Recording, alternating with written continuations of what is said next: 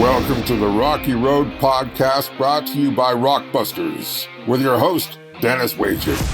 Dennis is a best-selling author and an expert in demolition, rock, and concrete breaking, as well as a professional blaster. He is also president of Rockbusters Incorporated, along with his son, Brian. On the podcast, you'll hear exciting stories of how these challenge types of rock and concrete jobs are done. You learn about the uses of expanding grout and explosive devices. But furthermore, you'll hear about some of the hurdles and struggles entrepreneurs and business owners have had along the way, how they got started, and how they broke through the obstacles and found the path to success.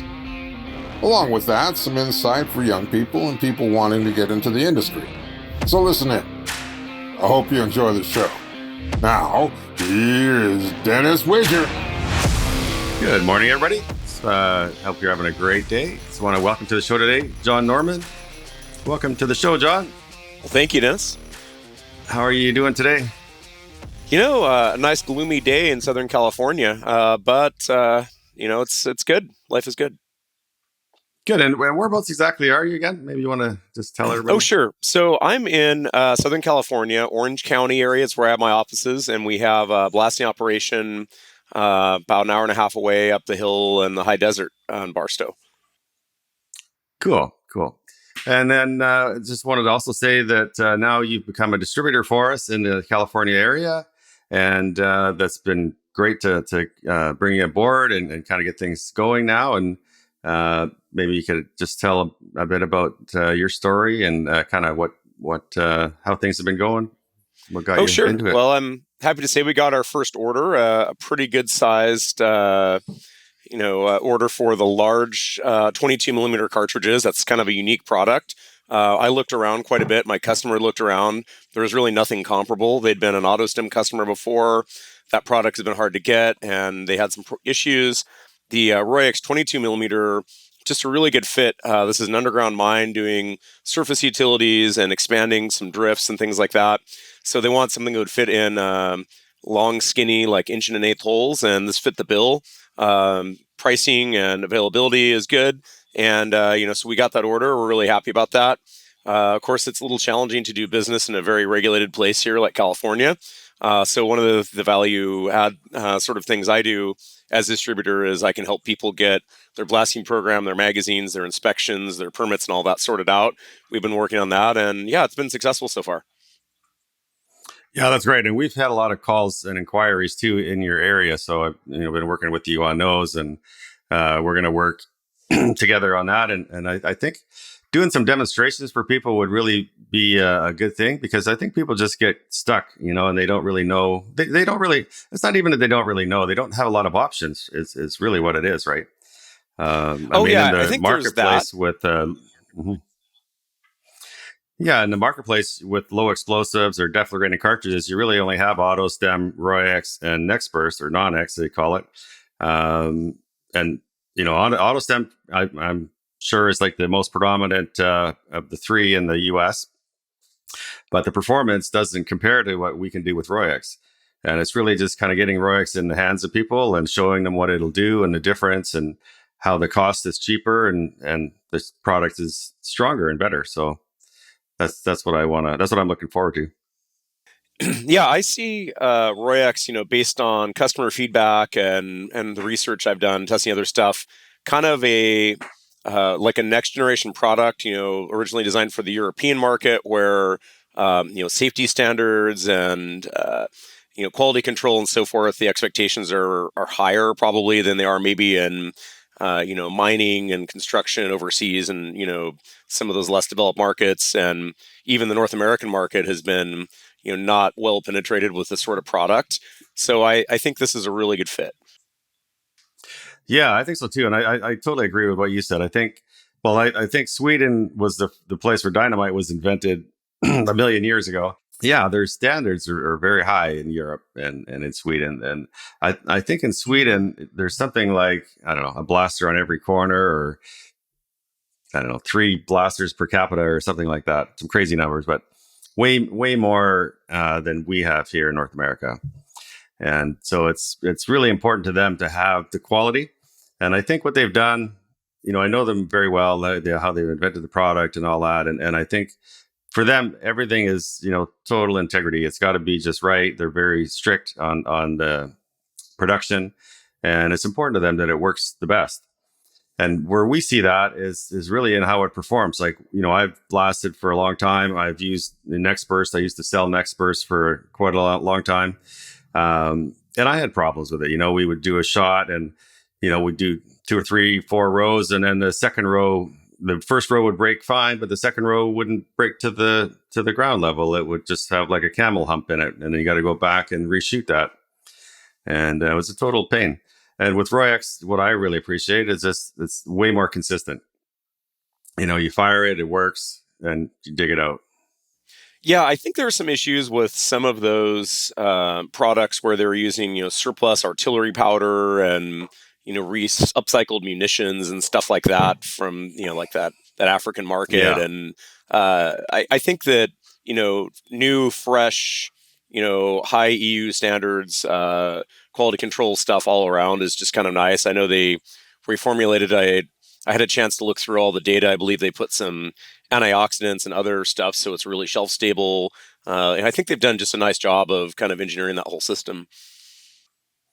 Yeah, and then also the little detail things that people don't always notice right away. Like for example, with our igniters, they're only half an ohm of resistance. Where you go to Nextburst and they're 2.5 ohms of resistance. And it doesn't really matter if you're going to shoot 2, 3, 4, 10 cartridges. But where it does matter is when you want to fire a big shot and you can't because your blasting machine won't handle it. And then you're into like sequential timers and all the other kind of crap that's expensive to rent or to buy. They're like, I think about $5,000 to buy. Where ours, you can if you have like 100 ohm blasting machine, you can blast a very big shot. And not only that, with wiring it in, like you look at ours being like a modular cartridge. Actually I have one here. I don't know if you can see it, but it just it has the igniter that goes into the top. You screw it in, and you can deck them.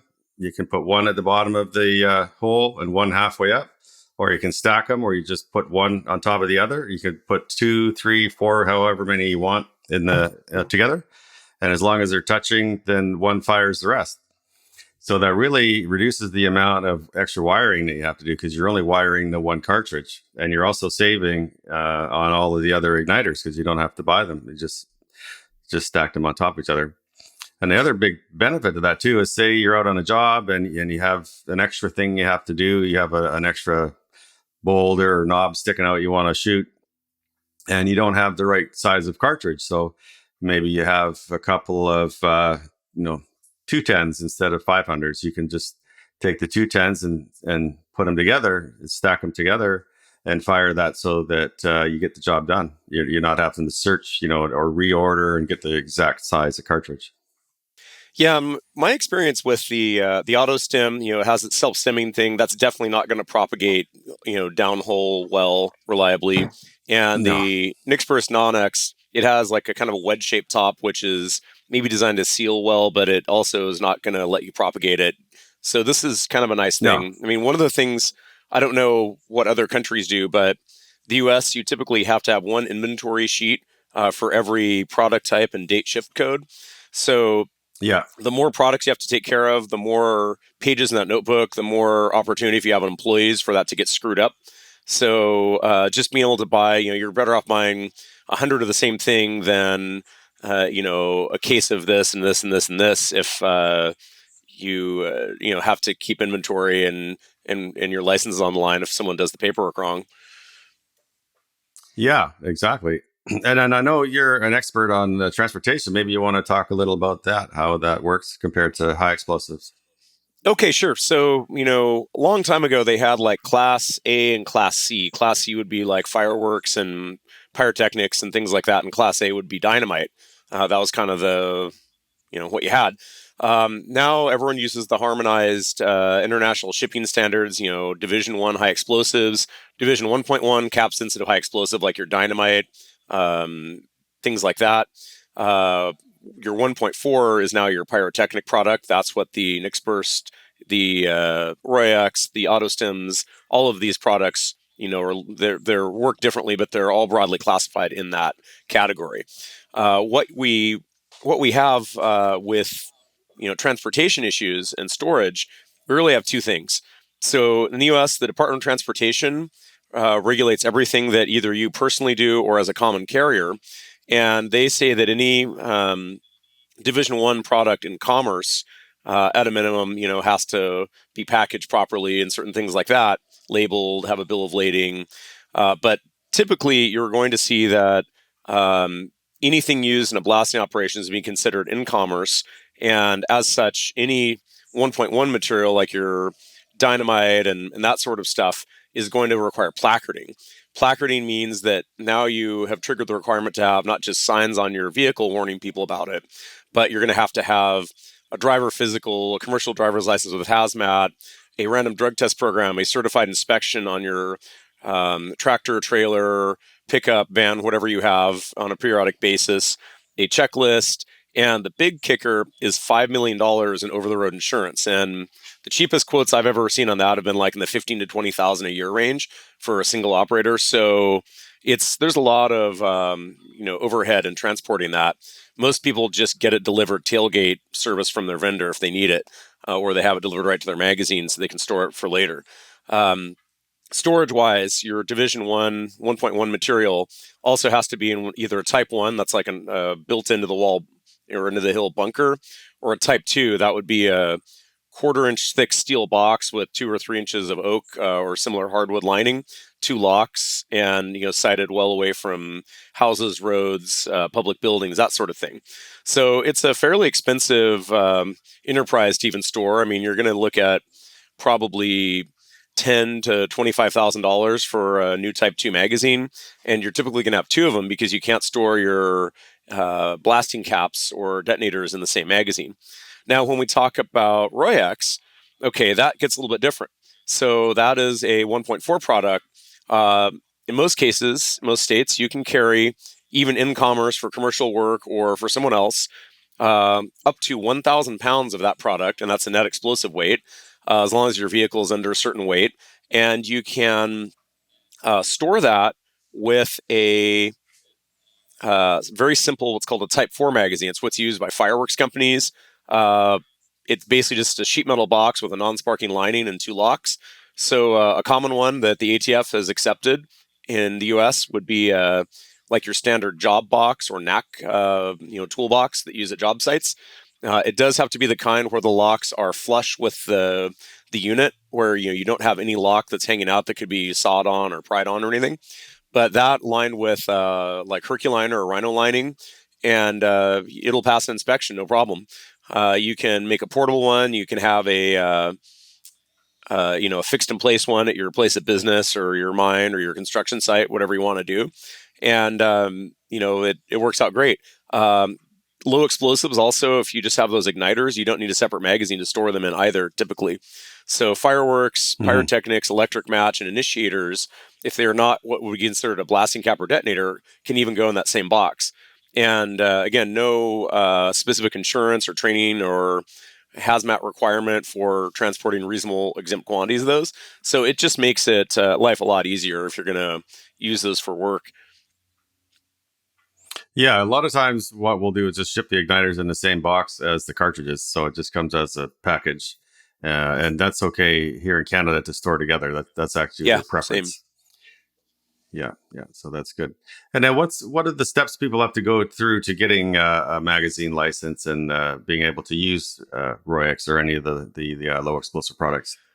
So in the U.S., starting in about the year 2000, I think it was fully implemented in 2003, we had something called the Safe Explosives Act that came out after 9/11. And prior to that, there were all kinds of users, farms and agriculture and railroads and highway departments that just had sheds and garages with dynamite and caps sitting out and all that. And they said, okay, that had to go.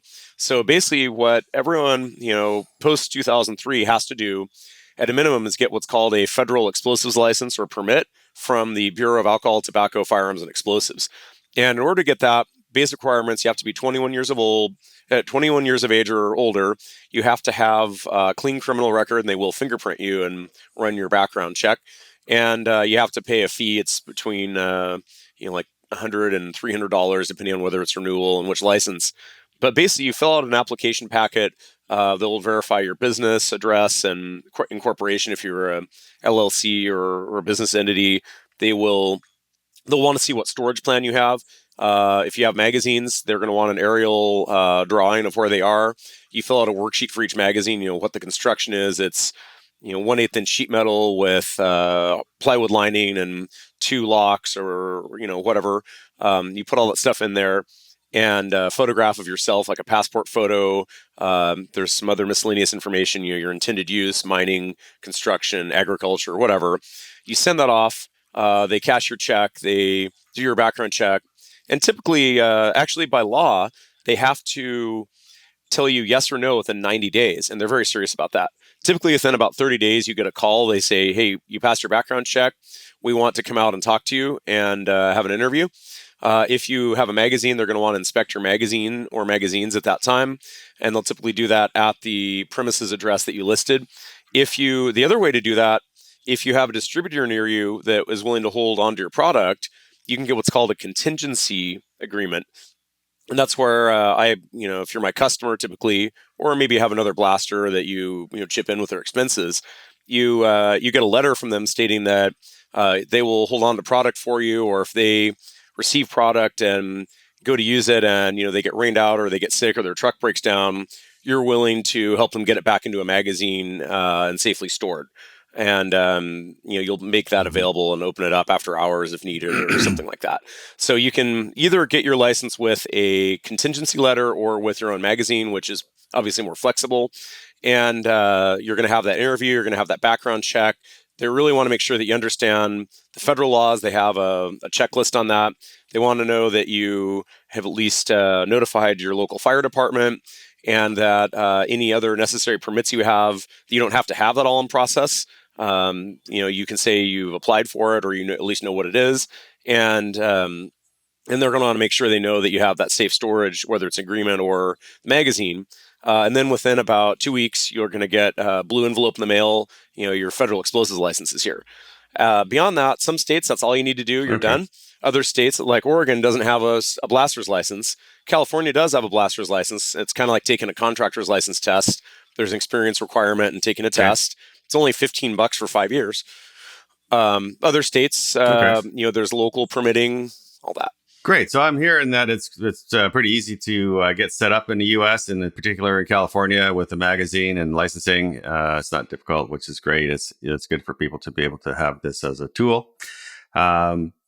So yeah, mostly the best intended uses for it are like quarries that they have, dimensional stone that they produce. Mines, if they have mines that they need to shoot over size or hang-ups or anything like that. Also, we've done a lot of mines up here in Canada where they really love the Royex because what they can do, it doesn't generate the gas, the poisonous or noxious gases that High-X does.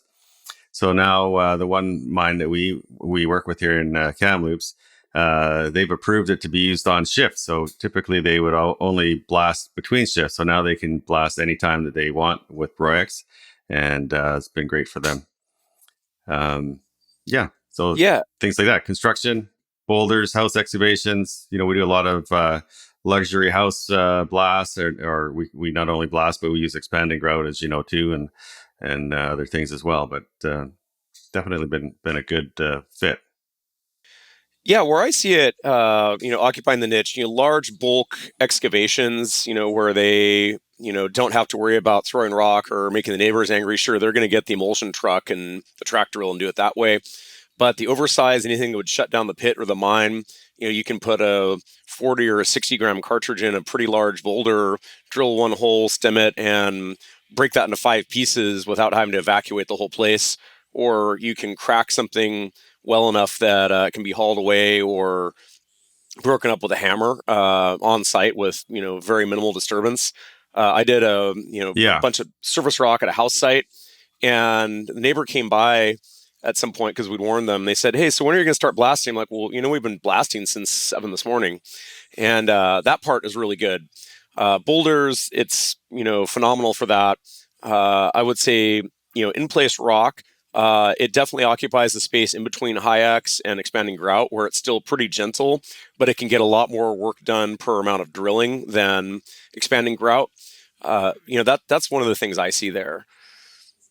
Yeah, me too. I think that's exactly it. Just it's that really in the middle where so you can avoid a lot of the regulations. And I know one of the big things in areas of California are the pre-blast surveys.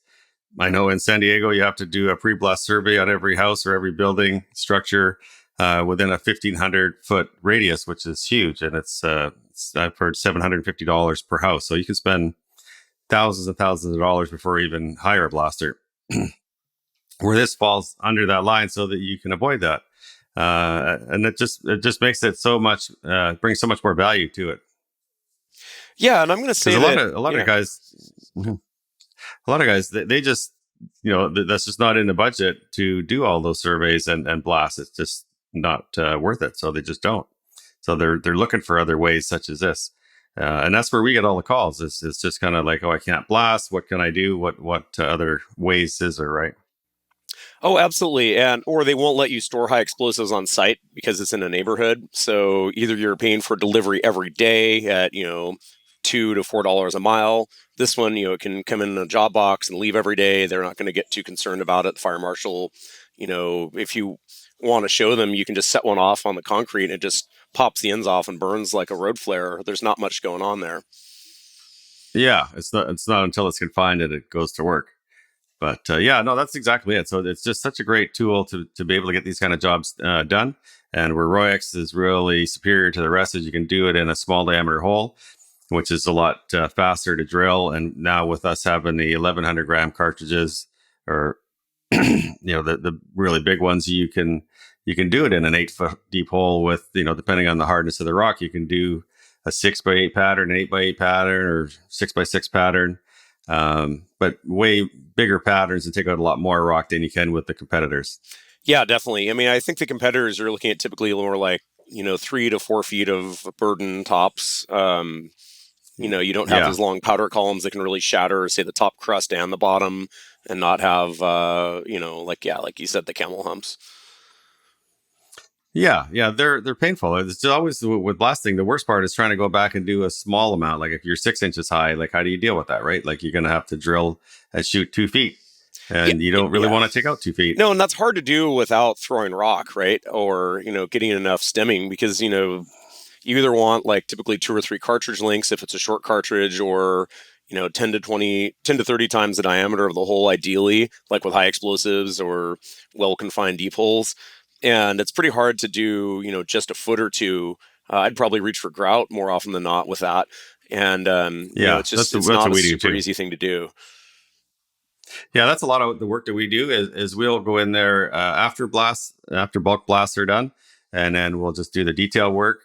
Trim up the edges. We'll take out any high spots or humps and bumps in it, and level it off. We come in, we have like our laser levels. We shoot the grade so that we know exactly where we're going to, and then we just finish it off, and it works quite well. And I think that's also another area. It's actually like a business within itself, even to just come in behind blasters, and then just do the touch-ups, because, they have to carry the insurance. They're expensive. Not that we're cheap, but they want to blast and go away, go on to their next job where, we're fine and totally happy doing these small jobs and just the detail stuff and just getting it right to where a builder can take over from there, Oh, definitely. Well, I mean, I would say a large commercial blaster, they want to do the big stuff. They want to be gone after they push that button and do the post-blast walkthrough and make sure there's no explosives. And they don't want to sit around for 2 days while you muck it out and do increasingly, to them, risky activities like trying to shoot 18 inches there and 24 inches here, with high explosives. And that's just costly for them. And they don't want to be there. So why not take that business? Yeah, and I don't know how it works in California, but here in BC, within BC, we have West Vancouver, which is a very strict district to work within. And what they do is they make you do a survey before you blast, and you make an application to how much you want to take out. And they have a formula that they use based on the square footage of the house that you're building. But the maximum, no matter how big your house is 600 cubic meters.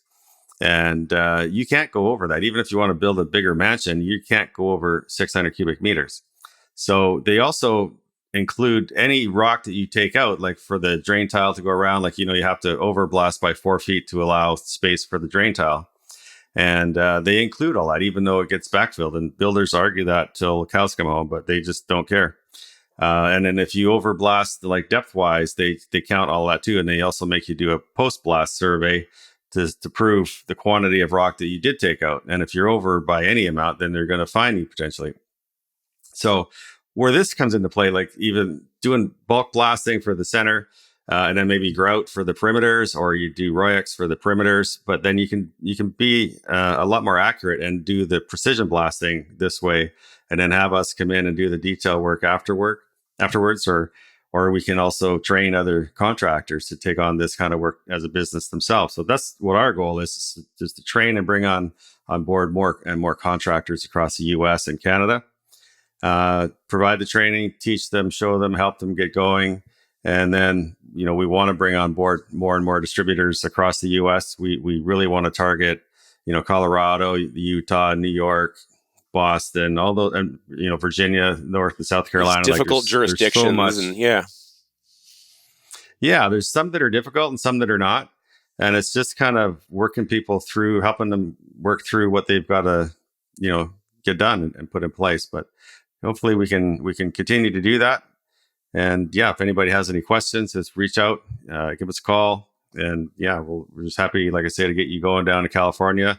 That's very exciting. And let's look forward to what we can accomplish down there. Well, I'm looking forward to this. I feel like we actually do have a reasonable supply of people with blasting experience, but very few people who have worked for a contractor or mining company really know how to set up the program and carry their own licenses and insurance and magazines and all that. So I think a lot of our role is going to be that consulting and helping people with the paperwork and the compliance and setting up that program and getting good at these new specialty products. Yeah, no, I agree. I'm really happy to have you on board and have you down there for that. So that's great. And yeah, just really excited and looking forward to what we can do in the future and get things going down there. Excellent. Thanks for joining us. We hope you enjoyed the show. If you would like to be a guest on a future episode and tell us your story, visit our website at www.rockbusters.com. If you have a project and would like to learn more about our products, or if you're interested in partnering with us and becoming a distributor, give us a call. Thanks again. We appreciate your support.